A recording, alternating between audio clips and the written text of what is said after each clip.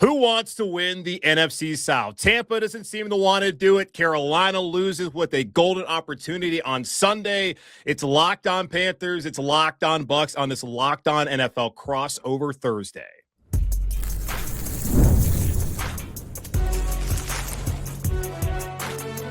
You are Locked On NFL crossover, part of the Locked On Podcast Network.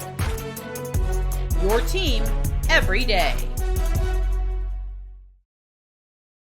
Welcome into another edition of the Locked On Panthers and Locked On Bucs podcast. We are part of the Locked On Podcast Network, talking Carolina Panthers and Tampa Bay Buccaneers with you every Monday, Tuesday, Wednesday, Thursday, and yes, of course, Friday, your team every day. That's our motto here on the Locked On Podcast Network, the number one sports network in America and, of course, in all of the world. Thank you for watching our show here on YouTube and listening wherever you listen to your favorite podcast. Today is Crossover Thursday, and that is presented by our friends over at PrizePicks. Download the PrizePicks app today and use code LOCKEDONNFL to get $50 in lineups after you play your first $5 lineup. A massive game in the NFC South this Sunday, 1 o'clock Eastern time in Uptown Charlotte, as the 7-7 Tampa Bay Buccaneers visit the 7-7 Carolina Panthers. Both teams potentially two of the right wins away from being division champions. James Yarcho, while that is being said, it seems like over the last 10 days, neither one of these teams wants to win the division. As Tampa, they lost to New Orleans and lost on Thursday night to Atlanta. Carolina celebrating having that half-game lead, being in sole possession of first place for the first time since December of 2015, then goes out and lays an egg against the Saints. So I ask you, does anybody want to win this division? No. Why would they? Who wants to win this division to have the Monday night playoff game, which is still an abomination and the worst decision the NFL has ever made, to host the Seahawks or the 49ers? Like, nobody wants to do that. Just let us go on our vacations and spend time with our families, because that's not going to end well. But, Ross Jackson, of course, of Locked On Saints, he and I, we took our victory lap. Because in our divisional preview, he and I were the ones that said, watch out for the Panthers. We have faith that this Panthers team can actually make some noise and finish better than the Atlanta Falcons. So they're right where I thought they were going to be, but I still don't know what this team is, because you lose to the Saints twice, you lose to the Cardinals, but then you could beat the Rams and you can win at Lambeau. Like, I don't understand what is happening this season. It's never a dull moment in the NFC South. No, it's confounding. It certainly is. And I recall telling Austin Corbett, who will be starting at right guard for Carolina this Sunday after they beat the Rams, like, you guys sure have not been boring this season, man, because it's been up and down all year long, really since week 7 after they had their 3-game win streak against Miami, against Dallas, and then against the Jets. They've gone from losing to winning to losing, winning to losing over the last 2 months. It's just been that yo-yo of win-loss results. And currently, the pattern would be for them to win this week, lose next week, and then win in week 18. And if they do that, they win the division. So maybe all is well in Carolina. And I was having a mailbag episode actually on Wednesday, and somebody asked me, would fans feel better about this team had they flipped the results, had they swept New Orleans, but then lost to Green Bay and then lost to the Rams? Maybe, but then you would have no signature wins, and you would basically know that, okay, this team they're better, but they clearly can't beat anybody that's any good. So there probably would be zero confidence in their ability to beat, Seattle next week, but maybe even Tampa Bay this week in this game. They'd also be in a better position because they'd be 4-0 in a division. And they would only need to win one of these games in all likelihood, because if they are both tied at 9-8, they split these games, Tampa's going to win the common opponent tiebreaker, which Carolina, right now, they don't have that. So maybe they'd be in a better spot. That's a good question. It's been a confounding team. They're just not mature enough yet in this second year of the rebuild between Dave Canales and with Dan Morgan as the general manager to get over the hump at this point in time. But the Bucs, they have been mature over the last couple of years, having won this division basically every year over the last few seasons. What's going on, man? Because like Todd Bowles, he was dropping 7 F-bombs at the game on Thursday. Baker, he's ticked off. Mike Evans, who just got back, is crashing out on the sideline. What the hell is going on down in Tampa? There is a lot of frustration by coaches and players that's kind of kind of bubbling over the surface now. You saw it with Todd Bowles' press conference, and Todd Bowles is the most relaxed, laid-back dude, I think, Sure. in the history of the NFL. And for him to have that kind of reaction, I think that was a sign that he knows that the writing is on the wall. Even if the Bucs win this game and they beat Miami and they clinch the NFC South, he's not guaranteed a job. In fact, I do not think that he is returning as the Buccaneers head coach next season, because Wow. you can't just keep doing just enough to make the playoffs. You have to take a step forward. And this was supposed to be that year. This was supposed to be the year where they're competing with the Rams and the Eagles atop the NFC. And instead, they're 1-5 since the bye week, with their one win barely happening against the Arizona Cardinals in their own house. So that this is not a good situation now.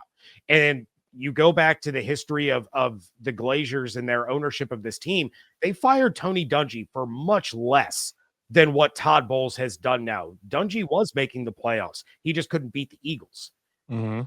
Todd Bowles, he's got one playoff win as a head coach, and it was against the Eagles. He lost the first playoff game since like 1904 to the Dallas Cowboys with Tom Brady as his quarterback. You get bounced to a rookie quarterback last year.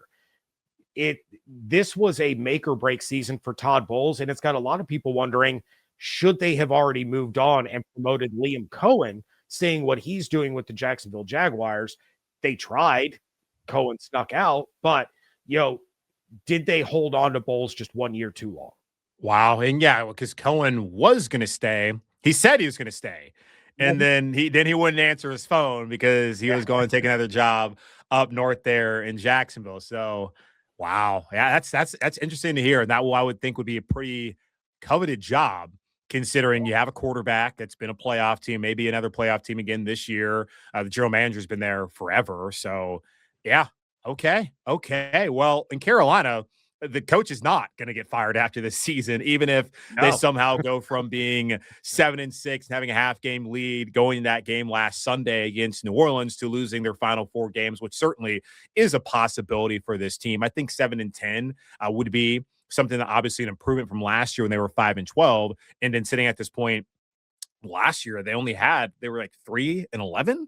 So hell, I mean, that's a good start. That's good. I mean, that's good to bounce back from that spot. Now, obviously, it would feel pretty rough for the fan base and obviously for the organization if you go from 7-6 to having a half game lead heading that week 15 game to then losing your final 4 games, especially one against Orleans, that there's just no excuse to lose that. But they have obviously gotten better. They're a team, if you look at it, they don't rush the passer at all. They have not really been balanced offensively aside from the game against the Rams and the win also against Dallas earlier this season. Bryce has had his own Jekyll Hyde nature as well. And despite all of that, here they are. They sit at 7-7 with the biggest home game they've had since, 2017, possibly, when they played Minnesota late in that year. And that kind of helped them wrap things up. So it's a huge game for them. And I know the fan base this week they're trying to get off the mat because they were so excited last Thursday, going in Friday morning off of that Atlanta win against Tampa, then just the letdown of Sunday. It's just one of the things, like, the players have to refocus. And they've said that. Fan base also, like,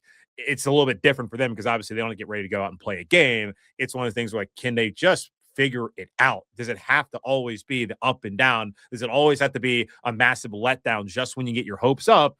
So we'll see if this team, who apparently Dave Canal said this week has the right focus. And I should have followed up and been like, well, what did you see last week? Because I saw they were laser focused last week too. And then they lost to the Saints again. I don't know what it is, man, but will Carolina be mature enough to win this game on Sunday? We will see. Now, there's some matchups that we got to look at in this game, James, that will decide whether either one of these teams actually will win the NFC South, which it has to happen. They just can't decide to opt out and not go to the playoffs. Someone is going to win this division out of these two teams. We'll go over some of those matchups here in just a moment on this Locked On NFL crossover Thursday edition of Locked On Panthers and Locked On Bucs.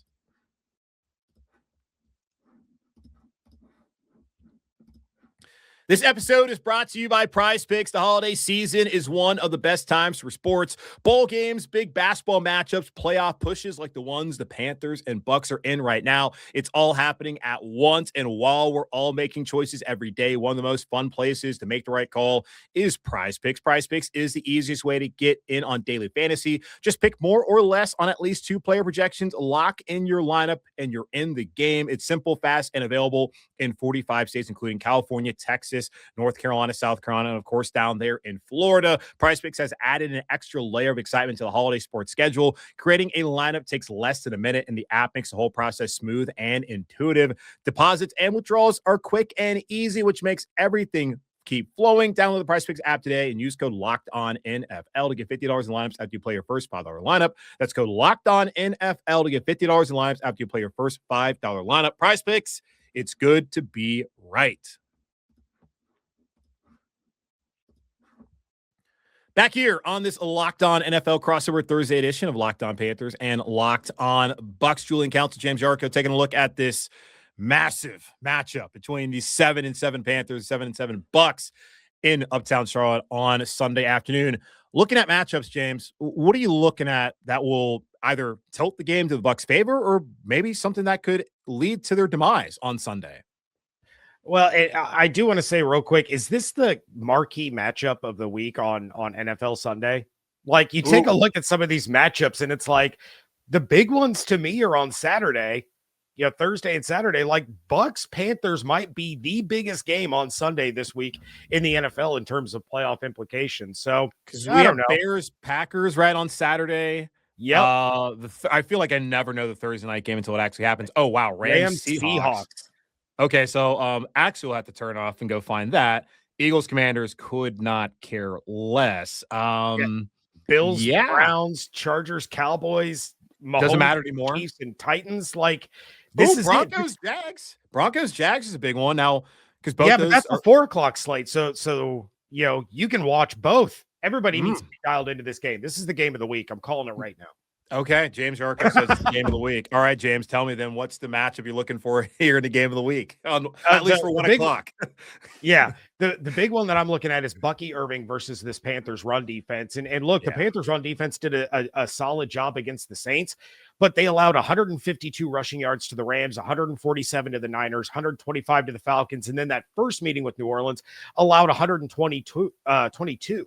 So the Bucs have to run the ball effectively to try and not only control the tempo of the game, but then you want to take that home crowd out of it. You just mentioned this could be their biggest home game in almost 10 years, but you also want to keep a struggling Buccaneers defense on the sideline. So Baker is still playing through injury. He's not doing it very well. So you want to minimize the risk against a defense that's really opportunistic. They have 12 interceptions on the season. And we know Baker has a propensity to turn the ball over at the worst time. See Thursday Night Football last week. Now, while Bucky has looked solid since returning from injury, he's still averaging 2 yards less per carry than he did that rookie season. Some of that has to do with the offensive line, with the run blocking, because they are missing, two of their starters there. But some of it has to do with him not getting those chunk plays that we saw last year when he was breaking off 20, 30, 40-yard runs.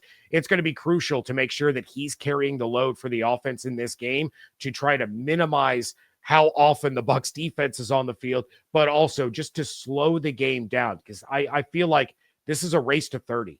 Whoever gets to 30 points first is going to win this one. And, I have faith in both of these teams to be able to do that. Yeah, and you bring up the games where Carolina's given up a decent amount of rushing yardage. The games against New Orleans, those two, honestly, like, they gave up 2 explosives on the ground in both those games. Like, the run is not really what killed them at all. Even on Sunday, and you look at the game against Atlanta, the last time they played down in Atlanta, Bijan Robinson was doing his thing in the first half. Then in the second half, they shut the Falcons down. So like that, the run really was not much of an issue. Yeah, the Rams game certainly was. The Rams' biggest issue was they turned them over 3 times, including a pick 6 there by Mike Jackson. The one team, I guess the 2 teams I think that really actually truly ran the ball well against Carolina was Buffalo. I mean, you look at it, there's no way you can try to explain away what happened that Sunday. And then Jacksonville in week 1. Overall, though, I think this has been much improved. But you have to be when you gave it 3,000 yards on the ground last year. This has been a much better run defense than they were a year ago, but they can have their moments. And Bucky Irving, he got after them last year, especially in that first game in Charlotte, where in that second half, he took over, really, the fourth quarter and overtime. Like, he went out there and did his thing. So we'll see how they're able to bounce back there against him. I'm also looking at the matchup between J.C. Horn / Mike Jackson and Mike Evans, because Mike came out and looked really good last Thursday night in that game, especially for a guy who had missed a ton of time. And you knew that in the final couple weeks of the year that he was going to be a key piece to what the Bucs wanted to achieve, whether it be just winning the NFC South, potentially doing something more, which sounds like you don't really think is going to be the case, which I can understand considering where they're at right now. But Dave Canales did tell us on Wednesday, this is an officiating crew that calls a lot of pass interferences. So can Baker Mayfield, Mike Evans take advantage of that? And can J.C. Horn and Mike Jackson, the Panther secondary overall, avoid some of those mistakes? Because they had 11 penalties last week for 103 yards. That was the killer in that game. Going into it, they were the third least penalized team in the NFL. Coming out of it, they're the 8th most penalized team in the NFL. So this still is not a team that takes a lot of penalties or gets called for a lot of penalties. So I'm very interested in that matchup in this game, as well as, Baker's got weapons. Carolina, they've been solid in the secondary. It just will be interesting to see how that officiating aspect. I'm not trying to say the refs are going to be the reason the Panthers win or lose this game. That's loser behavior. I don't do that here. My folks know that. I don't want to hear about complaining about the refs, but that's just an element just about how physical they can be against one of the most physical receivers in the league. Well, the good news for Panthers fans is in the last game, the Bucs, they were only penalized 4 times for 25 yards. The Falcons, 19 penalties for 125 yards and still won the game. So if you get a couple of defensive pass interferences called against J.C. Horn early in this game, don't worry. Don't freak out. Don't stress it. The Bucs will find a way to give you those yards back in one way, shape, or form. I am really interested in that matchup because Mike did look good. He had 6 receptions on 12 targets. Not all of those targets were catchable. Emeka Egbuka, he caught all of his catchable targets. No quarterback in the NFL has more uncatchable passes this year than Baker Mayfield because he is dealing with those injuries. He's got the oblique, he's got the knee, he's got the separated shoulder. He is a hot mess right now. But he's a tough dude. We know he's going to be out there on the field. As far as the other thing that I'm looking at, it's the complete opposite when I take a look at this Bucs defense, and that is you got to slow down the Panthers rushing attack. Rico Dowdle has been that dude for the Carolina Panthers, and I talked about the Panthers allowing rush yards, the Bucs 111, 139, 95, and 70 rush yards allowed in their last 4 games. They were really the ones that kickstarted this Travion Henderson, I'm going to go for 60-yard touchdowns every single week thing, because he did it twice against Tampa. They're 24th in rushing touchdowns allowed, and that's to say they've allowed the 9th most. Not that they're down at the bottom because they're not allowing a lot. They're 29th in the NFL in explosive runs allowed. That's where I'm really concerned. This is a team that has always been stout against the run. And the fact that they're allowing numerous explosive plays on the ground each and every week is really concerning. I expect a heavy dose of Tommy Tremble because tight ends have been chewing up the Bucs all year. And then I'm also interested to see how Teteroa McMillan plays. If he plays, I know he didn't practice on Wednesday. I'm guessing that's more of a maintenance thing than actually being in danger of missing. But, Egbuka and Teteroa, this could decide who wins Offensive Rookie of the Year unless Travion Henderson keeps doing what he's doing. But those guys have been it's been the tale of 2 seasons. Egbuka started off hot. Teteroa started off slow. Now they've kind of flip-flopped. This could be a game where one gets the one up over the other in that Offensive Rookie of the Year race.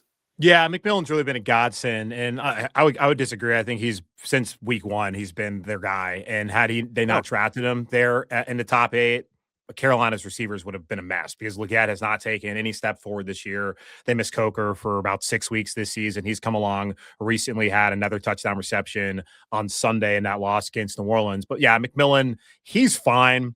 He got rolled up on apparently on Sunday. He didn't practice because he's dealing with a foot and ankle. Talked to him in the locker room. So if he was not going to play, wouldn't have really talked to us. Now, Icky Kwanu also talked to us, and he's somebody who is actually in danger of not playing as he has a knee injury. He had an MRI.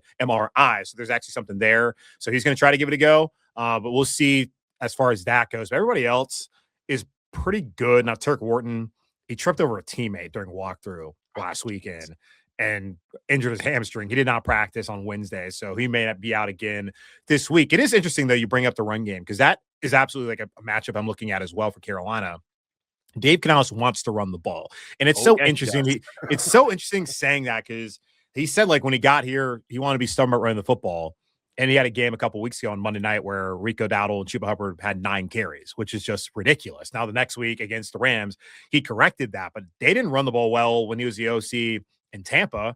They ran it much better last year in Carolina, and they've ran it well at points in time so far this season. But if you look at Rico recently, he really hasn't been that guy. I want to hear from all the Panther fans who wanted to go out and give him an extension in the middle of the season when he looked like one of the best backs in the league. But since they left Green Bay, didn't do anything against New Orleans, didn't do anything against Atlanta as far as running the ball on the ground, didn't do anything against San Francisco. That's coaching problem.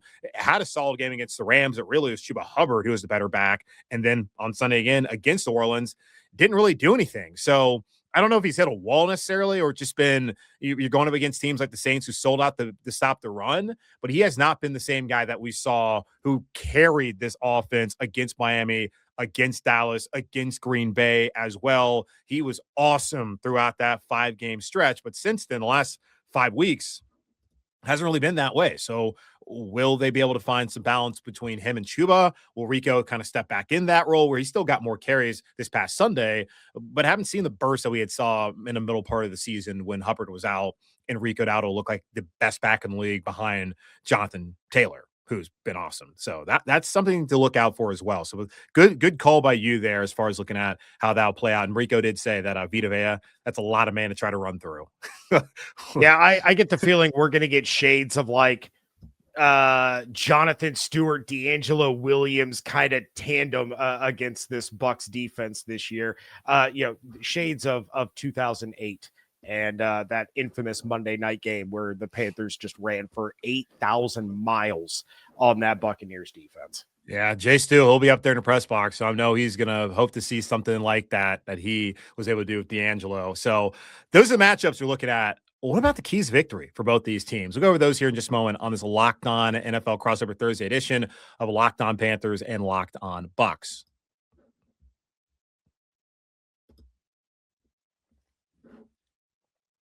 All right, keys to victory when looking at this game. And let me pull a FanDuel for a second here and look at what now FanDuel still has Tampa favored to win a division, which I'm not surprised by a wide margin.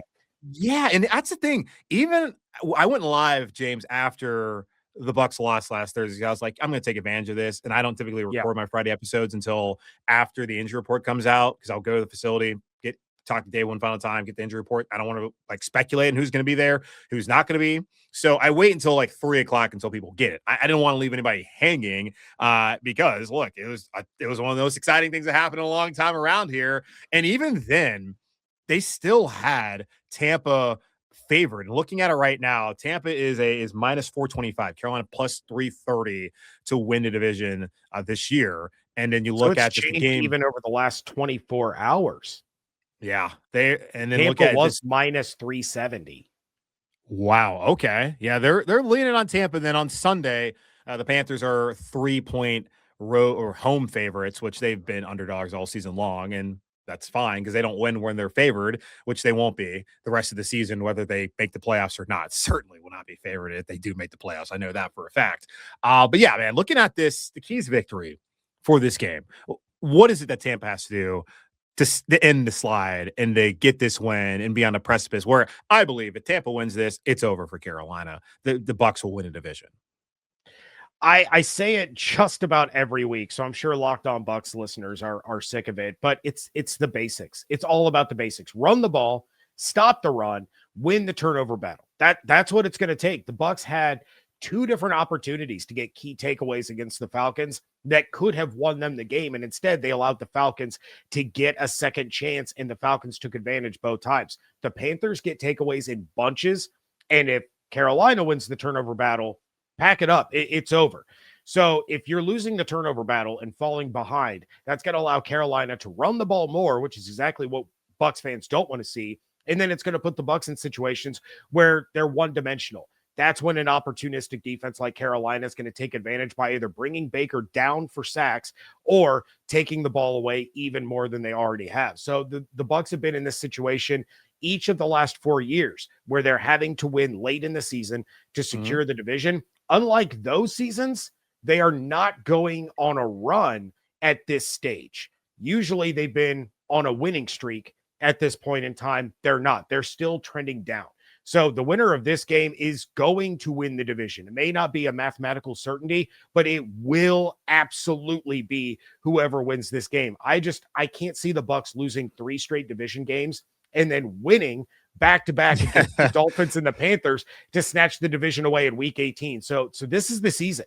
Do the little things right and you're going to be okay. Do what you've been doing, and you're going to see your former offensive coordinator crowned as the head coach of the NFC South Division champion Carolina Panthers. Yeah. Oh, yeah. That's can't forget about that element of this. Yeah, for Carolina, I agree. The turnovers are going to matter. And talking to Nick Scott, the starting safety on Wednesday, he mentioned that when we were talking to him in the locker room, that turnovers, that's so huge. And they had gotten 6 of them in the games against San Francisco and against the Rams. And the Rams one, that especially was such a big thing for them. And then when they beat Green Bay earlier this season, there were turnovers in that game that favored Carolina as well. So I think they've only lost 1 time this season when they've won the turnover battle. And they've also won twice when they have lost the turnover battle, which is actually crazy that's even been able to happen. It hadn't happened in like a decade that they had lost turnover battle in like 2 games, in back-to-back games, and then won both of those games. So yeah, they got to take care of the ball because they just cannot allow themselves to get behind the 8 ball in this game. You got to be able to find a way to run the ball, which they have been able to do effectively in some weeks, but they didn't do it last Sunday, didn't do it at all against New Orleans. And this is an opportunity to do that, especially after Atlanta had some success last Thursday against this Tampa team. And then you just got to be mature, man.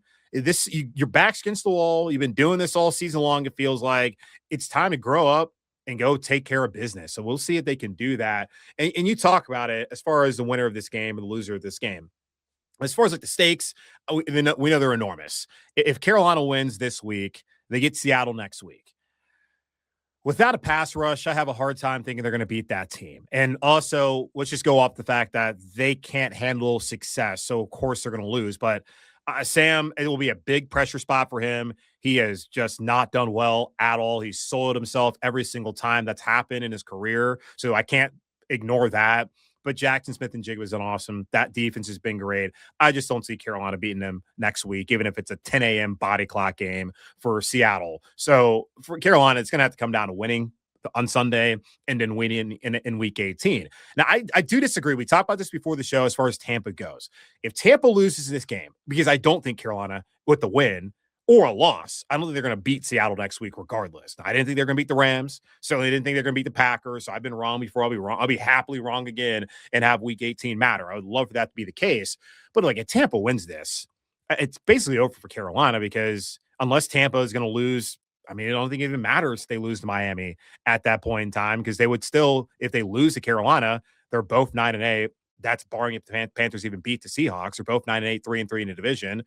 There's no head-to-head. The division record is 3-3, and then Tampa has a common opponent. So Tampa wins this week. They win a division.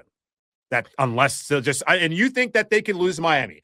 Quinn Ewers. Absolutely. Yeah, it's Quinn Ewers. God love him. He's not going to be the starting quarterback. And there's plenty of people out there like Quinn Ewers should stay in college and get the bag.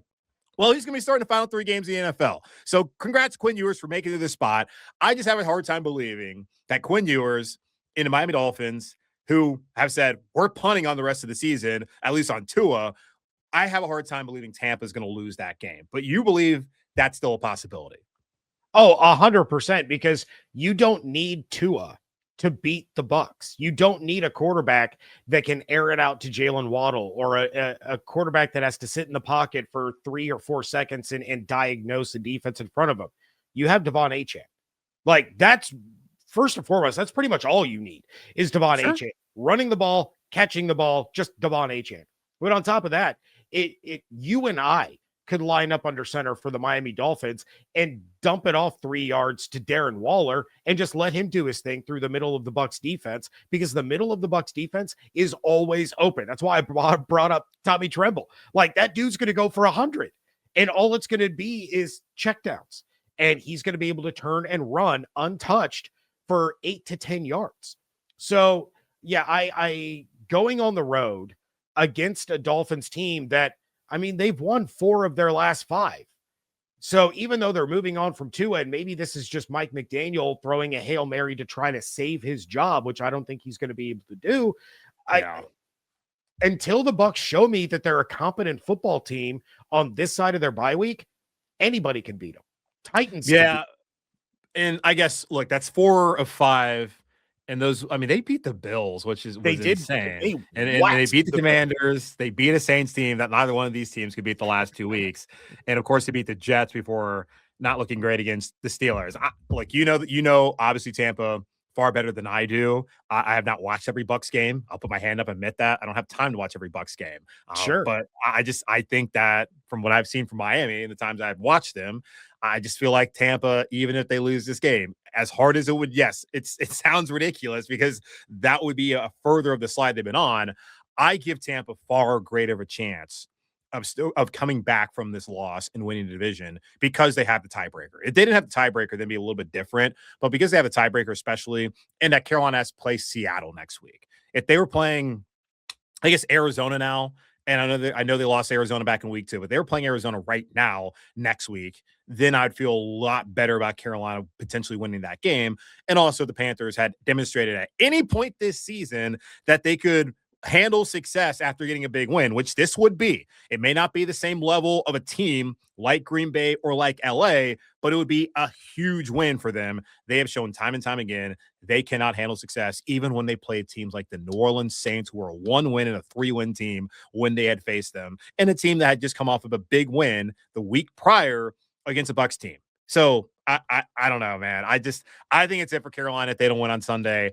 And from my seat, at least, I still think that Tampa would have a chance if they lose because they have the tiebreaker. And, of course, they'd have the home game there in Week 18. So for the Panthers, win on Sunday, win in Week 18.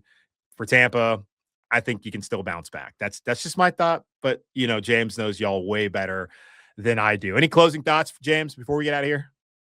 Never underestimate the team that invented losing. Oh, boy. You did say something earlier about the coolest coach in the history of the NFL. I was like, wasn't that Steve Spurrier was there in Tampa once upon a time with John McKay, right? He was a pretty cool guy, like Todd Bowles. Oh, well, I said Bowles was the calmest. Not the coolest. The coolest coach in Bucs history is got to be Bruce Arians, right? Like, Bruce is the epitome of cool. Yeah. No, Todd is just the most calm. Yeah. But the old ball coach is calm every once in a while. Yeah. He's throwing visor, so maybe not. So I don't know. I'm excited. I'm excited to see how this plays out. Of course, would have rather this be Carolina going for all the marbles. And if they fell, then Week 18 would be a huge game. And I'm still hoping that Week 18 becomes, I don't know if you want to stay up for Sunday night, but I'd love for that to be the Sunday night game. And yeah, for that to happen, Carolina will need to win this game on Sunday in all likelihood for that to be the case. So we'll see how it plays out. But yeah, do I know? Either way, we'll be back with y'all tomorrow, breaking everything down. That's going to wrap up this edition of Locked On Panthers and Locked On Bucs. We were part again the Locked On Podcast Network. Subscribe or follow the show free wherever you listen to your favorite podcast. And be sure to check me out, Julian Council and James Yarcho, over on Twitter at Julian Council and then at @JYarcho_Bucs in all caps. We'll talk to y'all on Friday, where I'm looking at keys victory. But James is also looking to see how this team can bounce back and get a win on Sunday. All that and more coming up tomorrow on Locked On Panthers and Locked On Bucs.